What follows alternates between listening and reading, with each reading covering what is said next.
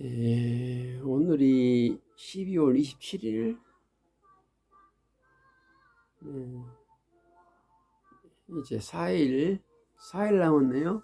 2025년도도. 지금 어머님은 벌써 주무시고 계세요. 방금 조금 안마 좀 해드렸습니다. 이제 좀 쉬었다가 관절 운동하고 또 안마 좀 해드리고, 그리고 이제 아침 드려야겠죠. 지금이 정각 8시입니다. 원래는 지금 일어나서 식사하는 것이 우리들인데, 어머님 좀 아침에 지금 고인이 주무시고 계셔서 깨지는 않고 지금 주무시고 계세요. 지금 저는 어머님하고 이렇게 이 지구에서 며칠 안 남은 추억을 지금 부지런히 쌓고 있습니다. 언제 끝날지 모르니까 추억을 쌓아가야죠.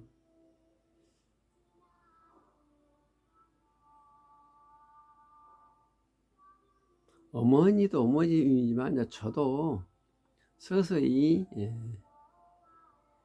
이 지구에서 삶에 대해 생각하는 시간이 많아졌고요.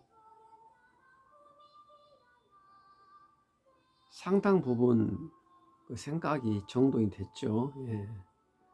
상상할 수 없는 상황입니다. 우리가 50대만 해도 이 삶과 죽음에 대해서 별로 그렇게 정돈이 안 될 시간이었던 것 같아요. 저로 봐서는. 지금은 많이 정돈이 됐습니다. 옛날에 우리 아버님이 돌아가시기 전에 하던 말들을 이제 지금이 완전히 몸으로 이해가 돼요.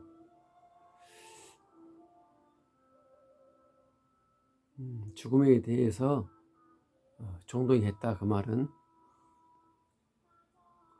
이생에 대한 한과 죽음에 대한 두려움이 없다, 그 말입니다.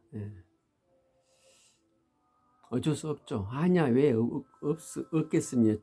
죽음에 대한 두려움이 왜 없겠습니까마는, 이게 세월이 지남에 따라서 인간은 한계를 많이 느끼죠. 그리고 생명은 하나라는 것에 대해서 뼈저리 느낍니다. 하나라, 그 말은 대체할 수 없는 것이 없다, 이 말입니다. 우리가 목숨이 2개다면 오죽이 좋겠습니까마는, 신은 희한하게 인간에게 딱 하나의 생명만 줬어요. 거기에 여러 가지 뜻이 있겠죠. 그 중에 하나가 이생에서의 한은 다 누구나 있는 것이다. 또 죽음의 두려움은 다 누구나 있는 것이다. 그것을 껴안고 살아가는 것이며, 그것을 그렇게 해서 가는 것이다. 이게 전제되어 있는 것 같아요. 신이 아닌 이상.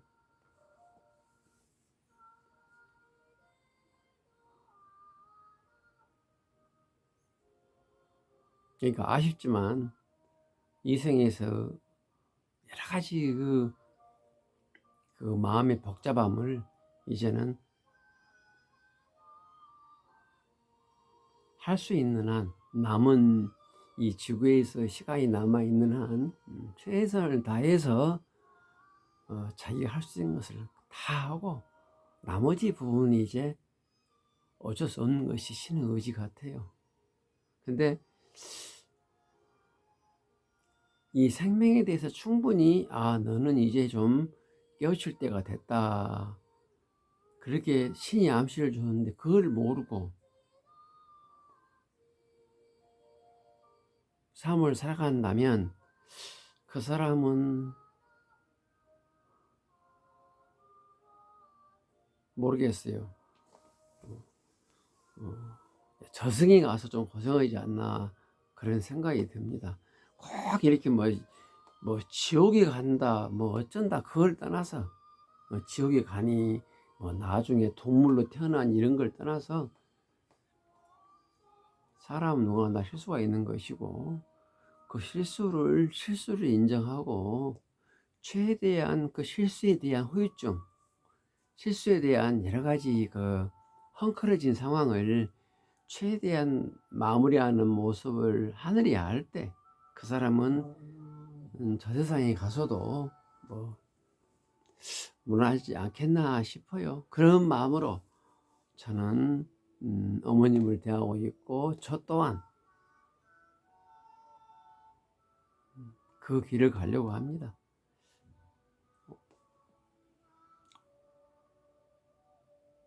2025년도가 넘어가고 26년도로 넘어가고 어머님 100세가 넘어가고 저는 이제 70을 향하여 가고 있습니다. 그러면서 잠시 한번 어떻게 살아가는 것이 나중에 제가 80, 90 됐을 때도 난 늦게나마 그때 참 잘 살았어, 이런 평가를 받고 싶어요.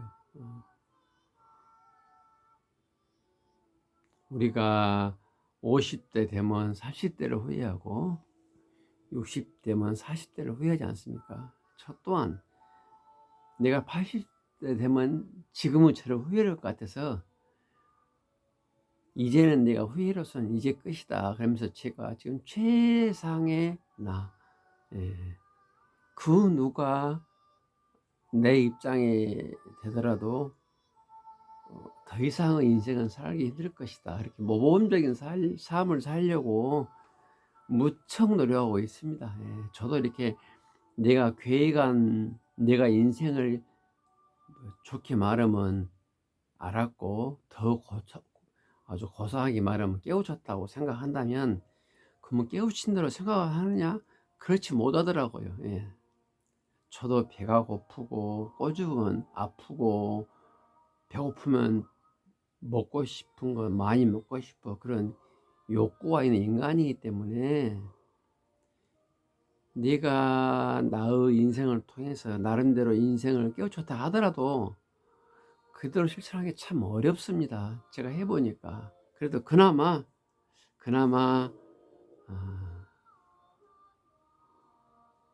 내가 나중에 90대 됐을 때 후회하지 않기 위해서 엄청나게 절제하고 있습니다. 모든 욕구를, 모든 행동을 조심하고. 그러니까 그게 엄청 힘들어요. 엄청 힘들어.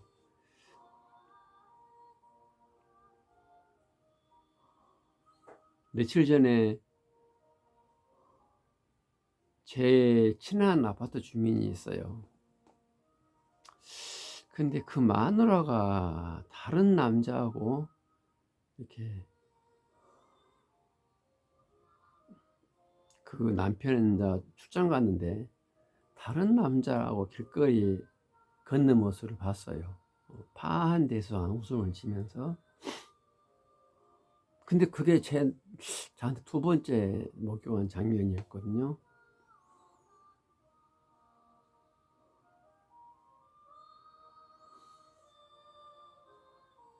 근데 그 다음에 또 그 남편이 출장을 갔는데, 그 남편이 이제 출장 간 줄 알죠, 제가.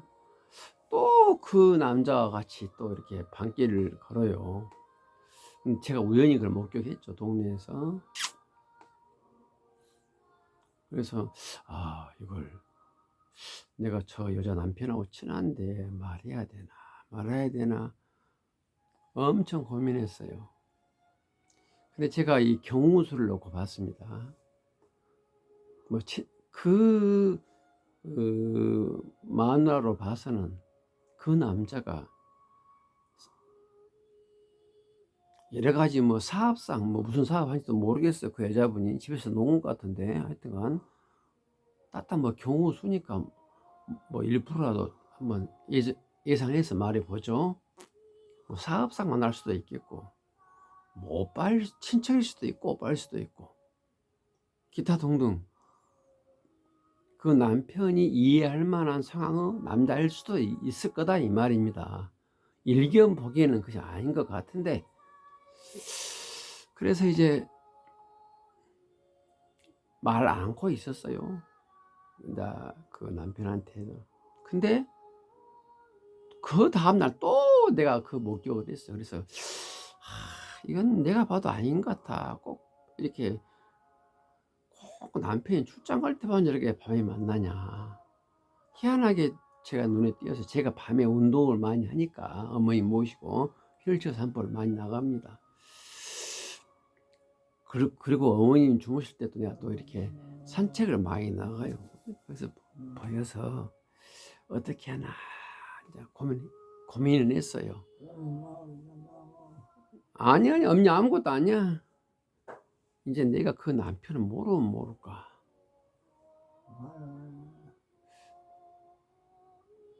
그리고 그 부인도 나를 아는데,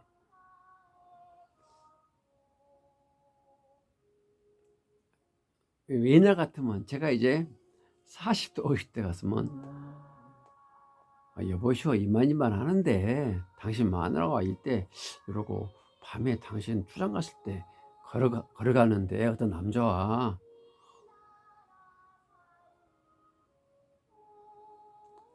이것을 내가 말합니다 이렇게 했겠죠. 그러나 지금 내가 생각해 봤어요.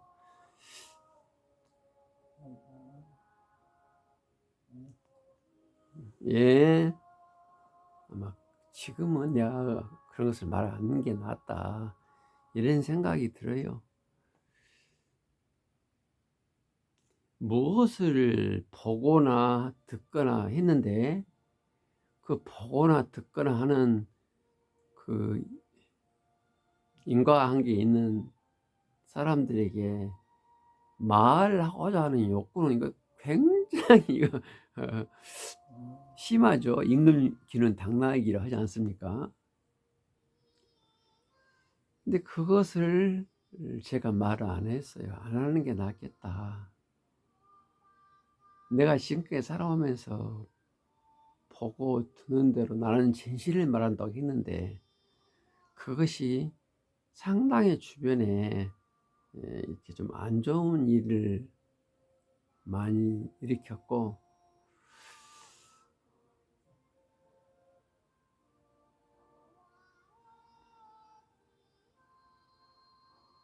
좋은 쪽으로 결론이 안 나더라고요. 그래서 제가 이렇게 말을 안 했거든요. 그때 제가 참 마음의 갈등을 많이 느꼈고, 말을 안 해야겠다 해놓고도 또 그 여자가 그 남자가 걸어가는 것을 보면 또 말하고 싶고 이런 것이 있었는데 꾹 참았어요.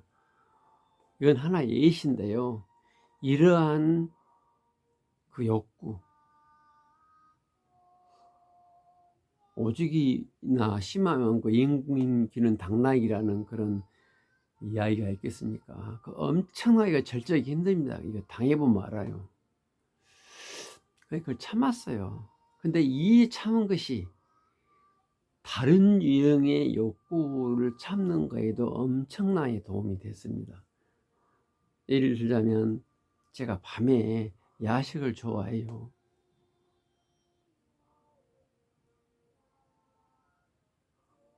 근데 그걸 참게 되더라고요. 예. 하나의 A 유형의 욕구를 참으니까 B, C, D 욕구를 참을 수 있게 되고, 어렴풋하게 그 욕구 절제할 수 있는 자신감이 좀 생기더라고요. 그러게. 그래서 지금은 몸도 꽤 좋아졌어요. 야식을 좀 줄이니까 굉장히 좋아졌습니다.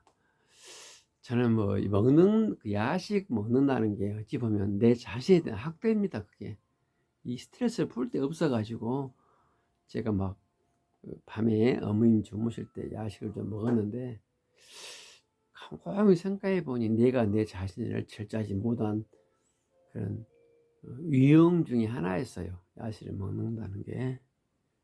그랬습니다. 지금은 이 몸이 한 2kg 빠졌고 여러 가지 수치도 좋아진 것 같아요. 통풍도 오지 않은 거 보니까 혈압도 좋아지고.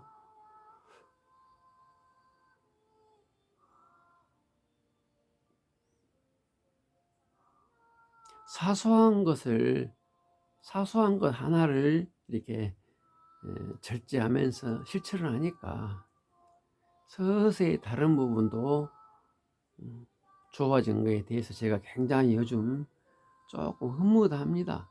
예.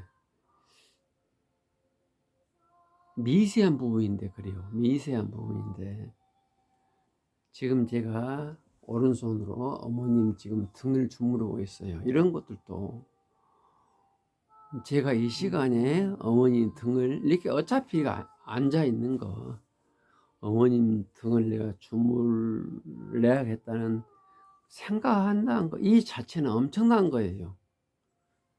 뭐라도 대한민국에 지금 자기 부모님을 가정요양하는 분들 모르겠어요. 뭐 아무리 잡아도 100만 원이 있겠죠. 근데 그 100만 명 중에 모르겠어요. 100만 명 될까? 어쨌든 간에 지금 이 시간에 어머님 등짝을 이렇게 손을 이렇게 문주는 부분이 몇이나 있을까? 제가 좀 오판인가 몰라도 아마 100만 명이 한다면 열도 안 될 것 같아요. 제가 보기에.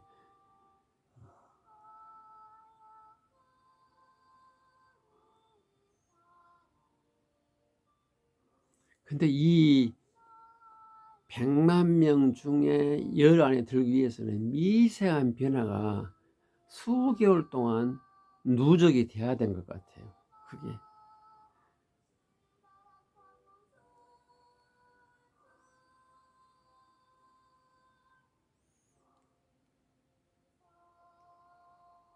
저는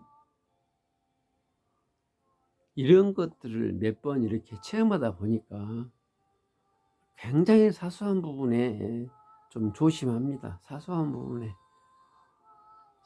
부분 내가 하기 싫고 피곤하고 아프고 귀찮고 뭐 그런 거 있잖아요. 그런 부분들을 하나하나 실천한 것이 누적이 되면은 나중에 몇 달 후에는 상당히 좀 또 다른 나의 모습, 또 다른 나의 삶이 재현되더라 이겁니다.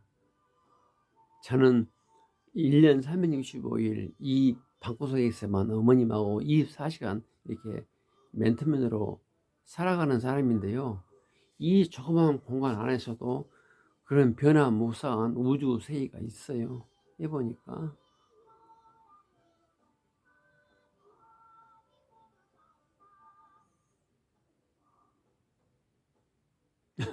누가 그랬다잖아요. 쫙 하늘을 보면서 이 검지손가락 끝에 이 부분을 갖다가 하늘은 까맣니까 밤에 거기에 대고 이렇게 망원경을 대봤대요. 뭐 제임스 웹 망원경인가요? 그걸 댔대요.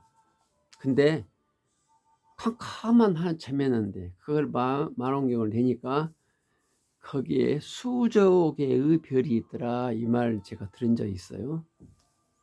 요즘 뭐 그 이야기는 이제 옛날은 몰랐는데 지금은 그 증명이 됐지 않습니까?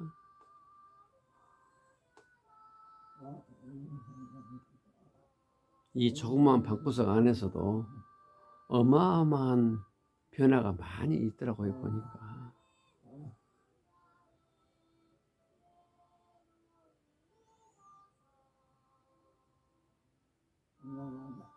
예.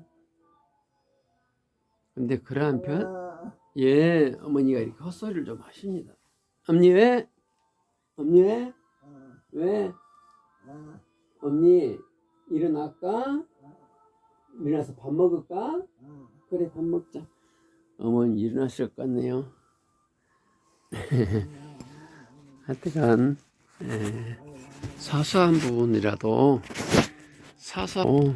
집중을 하면은 좀 변화가 있는 것 같아요.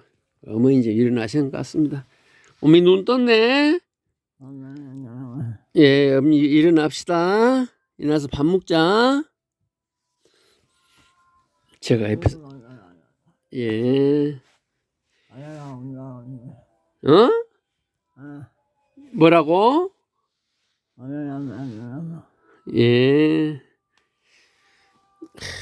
갑자기 이렇게 말씀이 어느러어느러해졌어요. 저는 여기서 한번 떨어졌거든요. 제 실수로 여기서 밑으로 떨어졌는데 그런 것이 몇 번 떨어져 가지고 지금 발음이 정확하지 않습니다.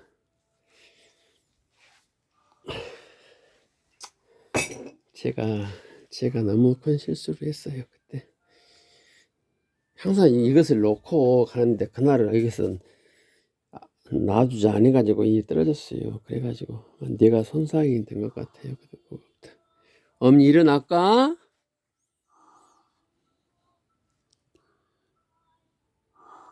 형도 주무셔버리시네. 조금 일어날 때 되긴 됐는데